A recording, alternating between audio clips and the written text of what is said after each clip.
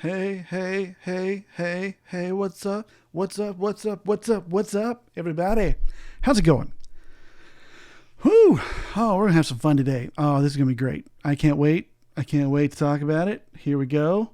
Why? Because, oh my gosh, guys, we're talking about email deliverability and such. Email marketing in the group this week, and so, or this month, actually, this whole month, we're talking about email marketing. And man, let me tell you, I got the Instagood bug up there. Whoops, that's not the Instagood show, but it is going to be good. And here's why: I want to help you with an email sequence today. I didn't put that in the caption at all. I jumped the gun and didn't even tell you what this is going to be about. Hopefully the mystery will bring people around. So we're talking about an email sequence. I'll edit this later so you can tell what this video is about. I jumped right in real quick before I did all my stuff. I was so excited. I'm going to share with you a sequence that your church can send automated to people who fill out like a connect card or whatever, you put them in your list for the first time, and they're going to get this series of emails. I think I've got 5 or 6 different emails you can send that I'm going to give you this list, and I'll put it out in the description when I get done here of what it is. No, I won't. You'll have to watch the video. So here's the deal. When you're setting up your email automation, you can set up these emails that will fire automatically, and you can say how many days apart you want them and what days that you want them to send on. If you have something good like MailChimp, or I'm using ConvertKit now, and I'm really happy with that. It doesn't look as pretty as some of the others, as I've been told, but it definitely sends and delivers really well and is really super easy to use. So I've got some exciting courses and things coming up that I'm going to share with my email list that you'll be able to get, that are like little email sequences that are courses to teach you how to do things. So pretty cool. Here's the deal. Let's get into this list really quick. And I want to share with you a couple of emails that you can send out an automation. So say someone shows up at your church and they fill out the Connect card and they say, yes, I want you to email me. Put them on your list. And then the first thing that needs to happen is a double opt-in. I know a lot of people don't do that. I haven't done a lot of that in the past, but I'm starting to see the real value in that, especially when it comes to deliverability. Here's what happens. You get on the list, you send them an email, and it says, hey, you've been added to this list, confirm your subscription. And while that may seem like an extra step you don't want people to have to make, true, it's easier. You just put them on the list and you're going. But here's what it does. It connects the conversation digitally for you with your people. So if I have an email and I click confirm, then my inbox, Gmail, whatever it is going to say, I'm okay getting emails from this person. It's going to kind of whitelist me immediately. So if I send an email out that's to the wrong person, or they don't want that, then I won't, and they don't confirm with the double opt-in, then what happens is I don't send them emails, which means my list stays healthy, and I'm not sending email to people that either don't want it or never asked for it or never said it was okay. A good practice. So put on your double opt-in for emails once they join your list. But here's the sequence. First email needs to go out. It's just welcome. Hey guys, welcome to our email list. Glad you're here. You might even put one small little form in there if you can embed it or link to it. It says, take this one question survey. And here's the question. How can we best serve you? What do you need right now? Like, it's just an open-ended sentence question that they can fill out and send you some info. And what that does is, once they've joined your list, it allows you to then, because most churches are small enough, you can just talk and do this. Hey, they've got kids they need help with. Let me talk to the youth pastor. You go reach out to these guys via phone or whatever you want to do. Or they need help with their marriage. Oh, well, let me send you a separate email from, hey, this is a marriage pastor, or this is the teaching pastor. I wanted to let you know about this thing because of what you said in this email. It's just a quick way for them to tell you that here's what I need. Hey, Zachary, what's going on, man?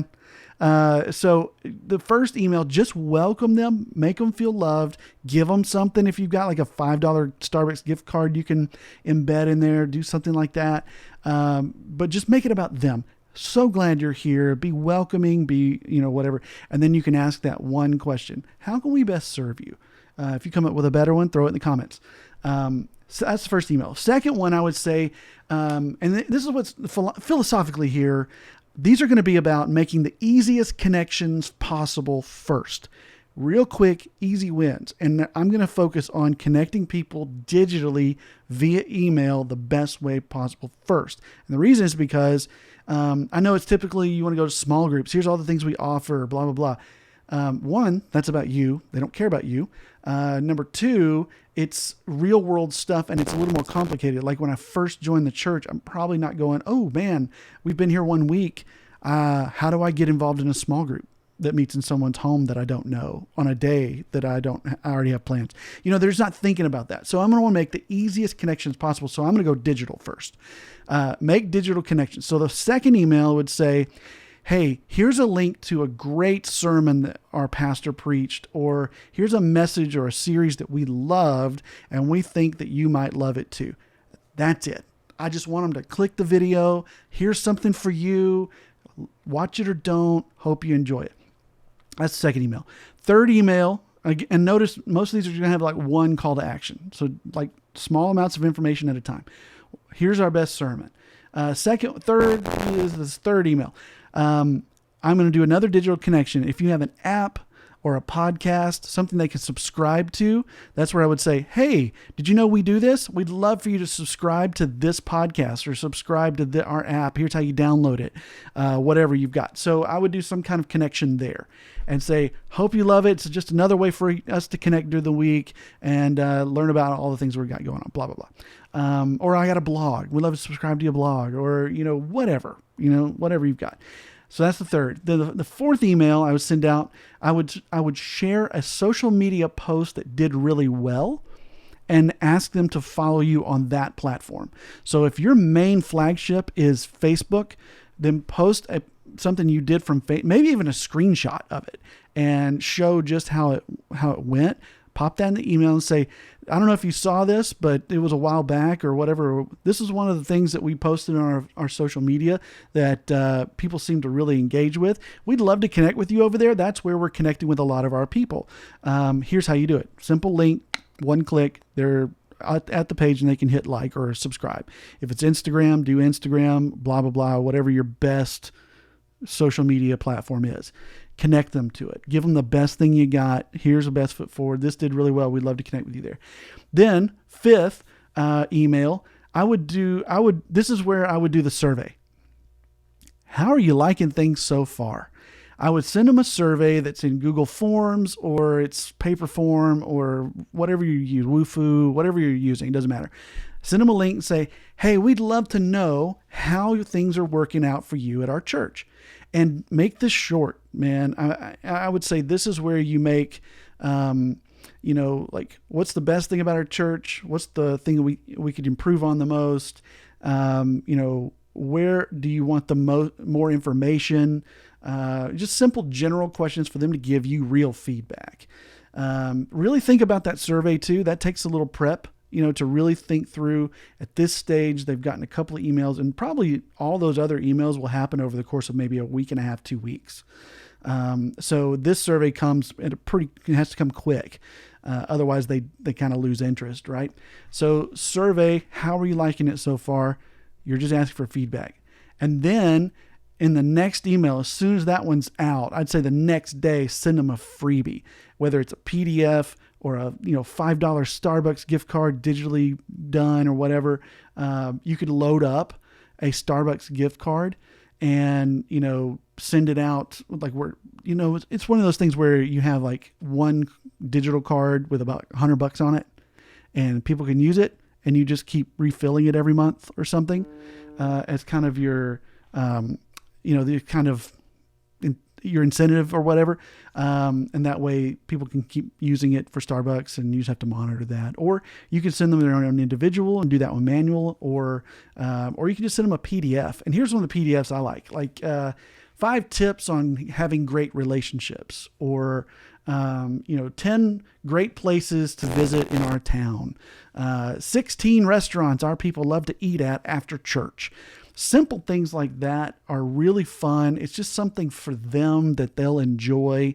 That's just kind of a value piece for them. And then at the end, the next email, It's the last one in the sequence. I would say this is where you kind of give them if this is the end of your sequence, segmenting from here. So you could either do one of two things. If you want to have another email set for small groups, or another email list for youth or students or kids or whatever, this is where you would trigger those things. So you can say, I would like more information about, and then do a drop down. And based on what they select in your, like a form, like send another form, I would like more information about blah. And that way it triggers the next deal, whatever they click, or buttons, and say which button, if they click this button, put them on this list. If they do this button, click this tag or whatever. With tags and things in MailChimp and ConvertKit, you can do that sort of thing pretty easily. If you don't have all that, don't want to get into all that, you just want it to end and just kind of start telling them about, I would say this is where you go. Here's a list of where our small groups are. Here's a list of small groups that we can get involved with. Here's what we offer you. We'd love to see you connect. Here's how you connect with those leaders and give them that option. And if they click something there, then that leader gets in touch with them, or you send them a button and that button goes to a form, where that form, they fill it out and, hey, we're interested. And it was just like name, email kind of thing, that it goes to that specific leader for them to reach out to, something like that. Basically, you're trying to funnel them into this connection matrix where you're making the easiest connections first and then funnel down into those more difficult connections. Now, as you send more and more emails and go down this list of emails that you're sending, your engagement, your open rates, etc., will go down. It's just, that's what happens. So you'll see a decrease, and that's why you don't want too many. And that's why I think I think 6 is probably a good limit before it jumps into something small, niche, like a segment email list, or you're going to another, or you're done, or you're just getting the newsletter now, that sort of thing. So you have to kind of feel out your own crowd, how they feel about this, and they have to be short, and they have to be well written.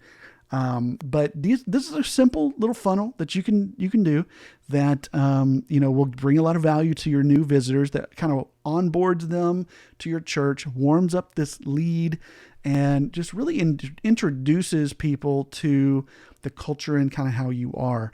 And so you'll tailor that to who you are, and I think you're going to see some success from it. But that's a simple little funnel that you can make. That's a welcome funnel for new people. Now, this is for people that probably have visited your church. If you have an online form that's just like join our email list, I would do something a little different. I would assume that's a stranger, and then kind of tailor a different list for that form to come in. And then if you have a MailChimp or ConvertKit, Constant Contact, something like that, then there are ways to say, if they come in off this list, give them this email automation. If they come in off of this list, give this email automation. If they're uploaded this way, get this form, get this stuff. So you can set all that up. It takes a little bit of work in the back end, but hey, I'm for hire these days. So if you need help with that, let me know. I'll help you do it.